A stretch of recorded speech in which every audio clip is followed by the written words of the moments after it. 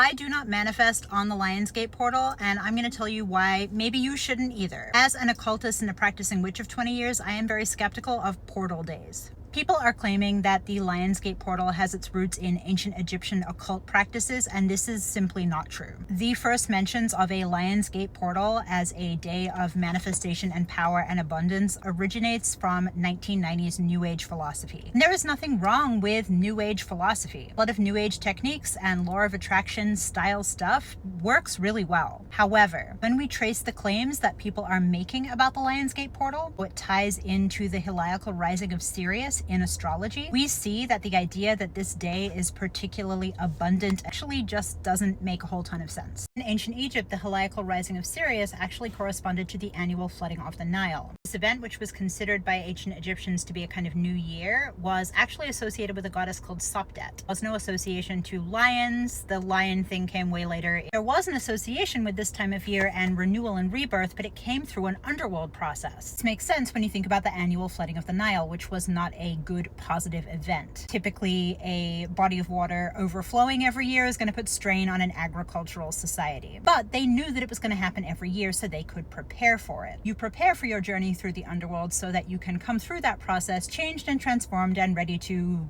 handle whatever life brings you next. That's the portal. The portal is an underworld portal. If this kind of history interests you, I have a Substack article that I wrote about it, which is going to go into more detail than I can in a short video. All this to say, I personally do not manifest on 8/8. However, because an increasing number of people over the past 5 to 10 years have put so much energy and attention into the idea that the 8th of August is a portal day and that it will bring you boons and blessings and manifestation level ups or whatever, because magic runs on an engine of storytelling and myth, there probably is some validity at this point to 8/8 as a portal manifestation day. Not because it was done by the ancients. History matters. It's important to know where our ideas come from and how they evolve over time. You can read the Substack article if you want my big long rant about it.